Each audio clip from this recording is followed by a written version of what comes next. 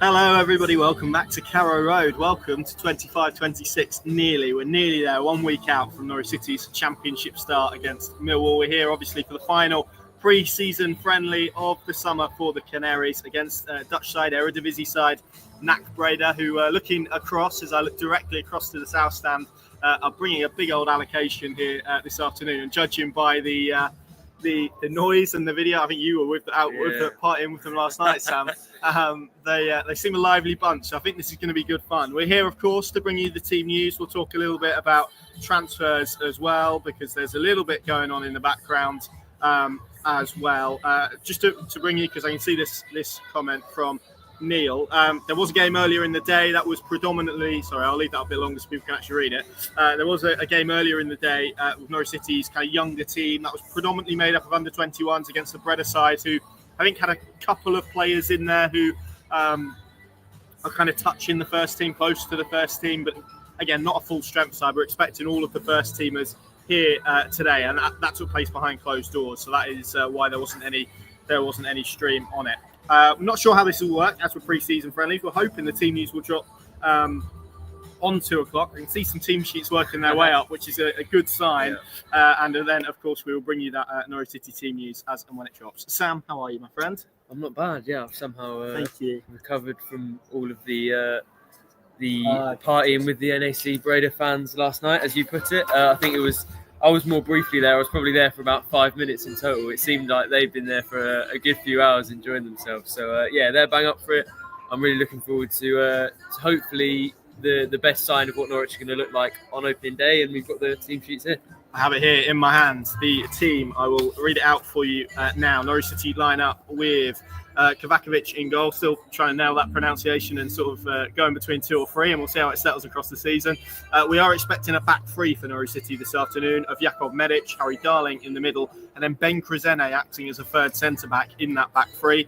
Jack Stacey as the right wing-back. We're expecting Papa Amadou Diallo in kind of a left wing-back role, although you would suspect with Krezene behind him that will be more advanced. Jacob Wright and Marcelino Nunez are the two central midfielders. Sienats and Forson are the two kind of 10s, with Josh Sargent up front. So just to run you through that again, Kovacevic in goal, Medic, Darling, Krezene, Stacey, Nunez, Wright and Diallo, Forson, Sienats, Sargent. The Norwich bench is as follows: Louis Molden and Dan Grimshaw both on the bench, Liam Gibbs, Matej Jurasek, Emi Marcondes, Rory McConville, new signing Jeffrey Schlupp on the bench, Oscar Schwartau on the bench, Matthias Kriskoren is on the bench for Norwich City this afternoon, Jose Cordoba and Kellen Fisher makes the bench as well after his slight injury concern. Captain for this afternoon is Josh Sargent, obviously in Kenny McLean's absence. And interestingly, of all the names that are jumping off the screen for me as maybe the ones who aren't here and aren't in the matchday squad, Shane Duffy is maybe the most prominent. But we'll come to him in a moment. Sam, what do you make of that team news? We're going to get our first look at Papa Amadou Diallo this afternoon. Yeah, I'm looking forward to that. I think there are probably some selections in there that I would be surprised if we saw on the first day of the championship season next week. I think if it does end up being that 3-4-3 that we expect, having Ben Krezene as a left centre-back was probably the first thing that jumped off the page. It probably means a good amount of defensive work as well for Papa Amadou Diallo, who obviously has played more as an attacking winger who likes to get on the ball at Met. So it'll be interesting to see how he sort of incorporates that into his game. I think on the bench there is a lot of good news fitness-wise. The fact that Schlupp is ready to hopefully play a part this afternoon. People will be delighted to see Chris Gordon on the bench as well, and hopefully he'll come off it later in the afternoon. And also, actually, at the bottom of the team sheet there, we've got Jose Cordoba and Kellen Fisher. Obviously, Fisher has missed the last 4 games with a hamstring injury that he picked up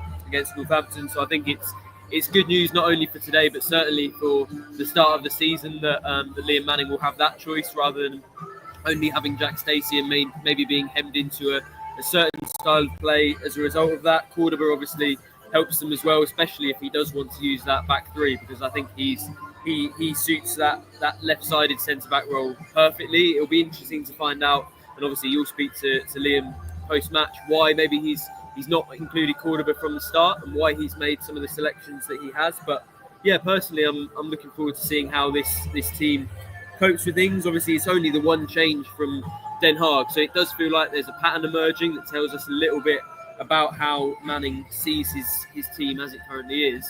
But yeah, I would say particularly with Koscielny at left centre back, it's probably not exactly what we'll see on opening day. What's your reaction to that? What do you make of it? Yeah, interesting. I'm just going to respond to a few of these comments. Finley, Dylan as well about the formation, 4-2-3-1. It wouldn't surprise me. I mean, we've spoken to someone who would know these things, and they've told us it's the back three with Koscielny as a third centre back. But of course, we'll see, and we'll wait and see how it lines up when kickoff comes around. Hello, how are you? All right. And you can have a look at that. There you go. Day off. It's a holiday today. Yeah, just on live video. If you want to come on, you're more than welcome. But it's all right. So yeah, we're expecting it to be a back three, but of course these things are changeable and adapt. And it wouldn't surprise me, Sam, if we did see at some point with Diallo, gives you an actual opportunity, which Manning did, I think, at Bristol City, to be fair. With and without the ball, formations can be very different, very fluid. It gives Norwich the opportunity, if they want to, roll into a more conventional back four. Yeah, and that probably plays a little bit into the sort of flexibility that I think Manning counts as a strength, and everyone you speak to about his qualities says is part of why he's been brought to Carrow Road. I think, to be honest, it would make more sense to me if it did end up being that 4-2-3-1, and I think that was what we said to each other when we first saw that team news, was that it would make more sense. But I suppose there's also that element of, yes, Manning is flexible, but if he feels that this is the formation he's going to go with against Millwall, and I'm sure they've already done some scouting of what Millwall are likely to do, if he feels like this is the formation he wants to use against Millwall, these are the players he's got available, and he wants to get them used to it as quickly as he possibly can going into that game, then I suppose it makes sense to crowbar players into certain positions to sort of have that dry run, rather than, if you want to play a 3-4-3 against Millwall, playing 4-2-3-1, and then asking the players to adapt going into the first game of the season. So I think it would make sense for me either way. As you said, a lot of these things are fluid, and it could be that they have different roles in and out of possession, and I wouldn't be surprised if we saw that at all. I think based on certainly that Den Haag friendly, which almost had me asleep on the sofa, and I'm imagining it was probably similar for you watching that game in person. There definitely is work to do on that 3-4-3 system if it's something they want to do, particularly attack-wise. But we know they've prioritised defensive work both in the transfer market and on the training pitch this summer. So I'm expecting to see hopefully some solid work, and then just a little bit more bite going forward. And maybe that's where having somebody like Diallo as your wing-back rather than a traditional full-back like Stacey or Koscielny maybe gives you a little bit more drive going forward. Yeah, hello to all the NAC fans joining us. Thank you for joining us. We're not. I'm afraid we can't. I'd love to turn the laptop around and show you the whole game, but unfortunately, I'm going to have to be doing stuff around it. So we're just here to talk through the team news. I hope that's okay. And obviously, if you are in Norwich, I hope you have a brilliant day, and we look forward to seeing you at Carrow Road. You're directly opposite, so we should get plenty of noise from those guys. And of course, I think the headline from a Norwich City perspective is in their starting lineup is Sidney van Hooijdonk, who of course had a loan spell at Norwich City. Let's go to the bench, Sam, because I mean you mentioned Chris Goran there on the bench, someone we've not seen at all in pre-season since he joined Norwich from Bromby for 6.9 million. That brilliant use of the release clause that Norwich City managed to engineer to get him to the club. First and foremost, it's positive to see him on the bench because we didn't see him. He was out in the Netherlands, but we didn't see him in any of the games. And again, equally, good signs ahead of that championship campaign, and to get him involved hopefully with this team ahead of next weekend. Yeah, well, I think it would have been quite a push for him to play any role in next week's game without at least featuring once in pre-season. I'd say probably, given he's on the bench today and he hasn't played any other games for Norwich in pre-season, it probably will be too early for him to start in that Millwall game. But certainly, if Norwich are level or behind by a goal in that game and they want somebody to come off the bench, your sort of headline signing for the summer is certainly not the worst option. So I think getting him involved is really, really important, not only for those reasons, and obviously they're probably the main reasons, but I think having your home fans watching this team for the first time and being able to show them that Chris Garden will be involved and will be available, and not having them worry perhaps about a sort of Mate Jurasek style situation where they're waiting to see Chris Gordon for the first time. I think getting that dealt with is probably a positive sign for sort of the the morale of the fan base and the feeling going into the first game of the season as well. I would be surprised if we see him play. To be honest, I'd be surprised if he plays 45 minutes, but certainly I'd say wouldn't be any more than that. But yeah, it did feel like that was the big fitness question mark going into it. Obviously, there were others that we spoke about who we weren't sure whether they'd be in or not, and they are positives. But certainly, if you could have said to any Norwich fan, here are the players you haven't played yet, which one would you like to be in that squad the most? They would have said Chris Garden, and I'm personally looking forward to seeing how he gets on, and I'm sure Norwich fans will be watching with keen eyes to see what sort of talent they've signed as well. Two names that aren't here. We mentioned Shane Duffy. No Brad Hills as well in this lineup. Neither, of course, were involved in the game earlier in the day as well. Clearly, we will put those questions to Liam Manning as to why those guys aren't here. But I guess Rory McConville, Cordoba, mentioned Medic and Darling, who have been a constant throughout pre-season. Those two playing together. Cresene, whether that's a back three or four, as well. What do you make of their omission? Obviously, we're aware of. I think we've reported as such in Q&As and whatnot that there's championship interest in Shane Duffy. Brad Hills as well. It feels to me like if he's not going to be involved, he needs to go and play, be that out on loan or permanent. Clearly, again, we're speaking, just to be absolutely clear, speaking with no knowledge at the moment on whether these are injuries or kind of transfer related. But what are your thoughts on their omission? It's quite interesting, I think, however you look at it. Yeah, well, I think the fact that you can put out a match day squad and it's got two centre backs on the bench and neither of those are involved probably doesn't look particularly good for their playing prospects next season. Of course, that is with the caveat that, as we've spoken about, we're expecting to see Ben Cresene in that left centre back role, which at first is definitely a negative if you're thinking he's ahead of those options, but also it probably suggests there will be an extra space that maybe isn't in this squad that there will be going forward. But either way, if there are four players ahead of them, I think McConville was particularly impressive in that Olympiacos friendly. When was that? 8 days ago today, and certainly is rated very highly. Obviously, he's only 20, and it does feel like if he's to get many minutes, then probably you can't have Brad Hills and Shane Duffy both in the building. I think that's a big round of applause for Big Vlad, as we're going to call him, coming from the tunnel, who has taken a moment there just to sort of applaud all four sides, which is a nice start. Yeah, I think it's one of those where you kind of forget, because we've seen these players play and things like that. You forget that actually this is a sort of introduction. It's a big moment for not only Diallo and Schlupp and Chris Garden, who've sort of taken the headlines, but for Kovacevic, Medic, Darling, they haven't played in front of this home crowd before either. So it's going to be an interesting one to sort of see how they get on in this Carrow Road environment. And in terms of the centre backs, I think they can probably carry five if they're going to go between the back three and sort of back four.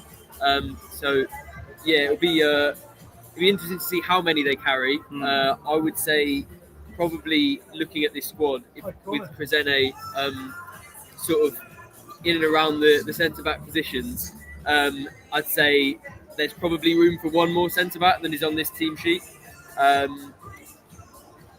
So then it comes down to a sort of battle between Hills and Duffy. However, if Norwich get good offers for both of them, they can find a new club for Duffy, get his wages off the books, and maybe they can send Hills out on loan to get a lot of minutes, or maybe a good permanent move for him. Then would you completely rule out moving on both? I wouldn't completely rule it out, although I probably personally would keep one of them. So that'll be an interesting situation to track. And as you said, you'll speak to Manning post-match, so I'd recommend people keep an eye on that to see what he says about those two. Yeah, and it's Ben Slimani as well, not in that Norwich City squad. So we'll ask the question on him as well. If there's anyone else, shout now or forever hold your peace. We can obviously put those to the man that matters post-game. I'll just run through the Breda team. Apologies for any of the pronunciations you're about to hear. But Belika in goal, Kemper, Terence Congolo, who's at Huddersfield, I believe, wasn't he, in their Premier League campaign, Charles Brim, Clint Leemans, Mohamed Nasoa, Kamal Sowa, Enis Mamutovic, Max Ballard, Australian midfielder, who's very highly rated, Sidney Van Hooydonk and Sharon Valorous. And there are lots of subs on their bench as well. Sam, let's go to the transfer front, because actually minutes before we went live, we pushed a story up about, let me find a picture of him, this man here, and that is, for people who don't know, Lincoln City forward Jovon, not Jokon as I put on X, but it's definitely Jovon with a V. It was right in the story. He is He's been left out of Lincoln's team today. They're playing Reading in the League One opener in less than an hour now. And Lincoln are saying that they have accepted a bid from a championship team. We understand that to be Norwich City. We are expecting him to be a first-team addition. He is a forward, has played predominantly through the middle, but had a really good burst of form for Lincoln on the right towards the end of last season. Played, I think, over 30 games in League One. It was 7 goals, 6 assists, or the other way around, I can't remember. But some decent goal contributions. 21, big, powerful, homegrown. What do you make of that addition? Clearly, I've never seen him play. I don't know if you ever have. No. So we're going to go purely off profile, but looks a big, powerful, attacking addition for Norwich City, providing they can get it over the line. Yeah, it's a really interesting one because when I first heard that he was close to signing for Norwich, I kind of felt like he fell almost halfway between the under-21 and senior team brackets as the Breda fans who have come into the stadium welcome their goalkeeping department. But yeah, he's 21. Played in League One, some promising form at the back end of last season and some decent stats, but I kind of felt like he maybe wasn't at a level where he's going to be starting games for the first team, but also he would have been way ahead of the under-21s and also kind of quite old for that age group as well. So I thought it maybe fell a little bit between those two groups, but you think about the fact he's 21, he still has a lot of improvement in him. We also know that Norwich have been, pushing the homegrown boundaries quite hard, so it probably makes sense to add as many homegrown players as they possibly can this summer. So if they've got a decent deal for him, in a way it's kind of a win-win. We know that, to be honest, the financial side of it isn't as big of a thing for Norwich as it used to be. So they probably can afford to take these sorts of gambles. He obviously adds a bit of depth to an area that we know has looked fairly shallow, especially when you consider the fact that Papa Amadou Diallo is also only 21, relatively raw, no championship experience. Mate Jarasek has barely played any games in the championship. I think that depth probably was needed. Ultimately, it's a situation we've talked about a lot in terms of a second choice or third choice striker. It's hard to get someone in who is good enough to play every week. Willing as well. Well, yeah, exactly. To get someone who could play every week, because if they could in the championship, they would be playing for another club where they will be. So you kind of have to take those chances sometimes and go for somebody who's a little bit more raw. So it makes sense to me in that sense. I think certainly it's not one of those that gets you off your seat in the same way that a Matthias Quistgarden signing would have done at first. But you look at some of the players who are doing best for Norwich at the moment. You've got Callum Fisher, who arrived from the National League for a 6-figure sum, and they took a punt on. Mahovo as well. Yeah, Mahovo, and this guy's played 2 levels higher than Callum Fisher ever had before, 3 levels higher than Lucia Mahovo ever had before. I think they're in a decent position to hopefully profit from a little bit of a gamble on him. And as you said, one we're expecting to probably come through relatively soon. Yeah, and another one we're expecting to come through pretty soon. Topic, obviously, we reported earlier this week. Fee agreed. He travelled to England late last night. We are expecting him to be here this afternoon. I think I saw a comment from Jeff Mann. I can't scroll up and find it, unfortunately, but I think he said he's seen him outside with Ben Napper. I trust Jeff Mann if that's what he said, but that chimes with a lot of what we're hearing about him being at Carrow Road today. I think there's been sort of medical stuff. I think there's a bit of paperwork to do as well. So I'd expect probably both of those that we've just discussed, barring any last late hitches that are unforeseen at this stage, for both of those guys to be in the building in the next 48 hours or so. So that is where we're at with those. And as Sam said, we will obviously update you on any others that Liam Manning reveals later on in terms of the outgoings. In terms of all the Breda fans asking for a stream, so I know there's a lot of people asking for that. I believe the club, Norwich City, are doing one. If you go onto their website, canaries.co.uk, although I don't know if that's just UK only, which is possible. So don't quote me on that, but that is definitely the place to go and have a look. Maybe, I don't know if Breda are doing one as well, but you could go and ask them as well. Sam, finally then, before we close off and let these good people get on with their Saturday afternoons, this is the dress rehearsal. It all starts proper next week. Millwall here, Alex Neil. That game feels, I think, already in the context of maybe what Norwich's ambitions are. You look at where Millwall maybe are pitching themselves out. I think they've done some good business. We know the quality of Alex Neil at this level. They're going to be no pushovers. Feels like a big game. What are you walking in here today wanting to see from this Liam Manning Norwich City side ahead of that opening next weekend? I think mainly it's that attacking element that I mentioned was probably lacking most on that pre-season tour. I mean, you look at the 4 games that they played, it was 2 goals in total that they scored across those 4 games. I think defensively they look much better, and we know that's been the priority this summer. You looked at their record last season, and it had to be the priority this summer, really. But ultimately, you want to get to the first game of the season and have both sides to your game. I don't think it's fair to say that they do have the attacking side just yet. So I think in this game, where they are definitely favourites, and you have to bear in mind they were favourites against Den Haag as well, and that was a pretty evenly split game. But ultimately, they're at home. It's a week away from the season. They've had 8 days to rest since their last friendly, and you'd say they do have an opportunity to go on and probably control most of this game, try to create the chances. And I think Manning, probably looking at how that pre-season tour played out, will have been working a bit more on the attacking side in the last few days. They've got a bit more talent available to them, having come back from injuries and having signed, Diallo, Schlupp on the bench, Kvisgaard. We've spoken about all of those. So I think they have a bigger opportunity as well to go and show their qualities in an attacking sense. And to me, they really do need to do that based on what we saw on the pre-season. But ultimately, I'm demanding both sides of the game. I'm demanding a perfect team. So we'll see if they can sort of reach that balance. As you said, it is very much the dress rehearsal. And what I'd say is that it's probably more imperative this season that they start well than last season, which is ironic when you consider the trajectory of last season and how well it started. But it's very clear from everything they've said, everything we're hearing, promotion is absolutely the aim this season. Even if it's not a complete imperative, they really are aiming for that this season. So I think, that attacking side, just to marry up with the strong defensive side we've seen so far, is probably what I'm looking for. What about you? Anything else? Yeah. Likewise, I think you covered the main bit for me. I think we've seen a lot of the start. I thought it was quite. Maybe it's gone a little bit under the radar, but the fact Norwich weren't very good and didn't lose last weekend, I think is quite positive. And the fact, Grimshaw and Big Vlad in goal didn't have to make too many saves. There was one brilliant one at the end from Grimshaw, but barring that, they protected their goal quite well. So that's good. But like you, I want to now see a little bit, particularly in open play, of what they can add, what they can build from that attacking sense heading into next weekend. So that's the big one for me. Let's see what we get. These are always, I don't know, some people think they're futile. Sometimes you can read bits into them. The Breda fans are just unveiling a big banner. They're in good voice.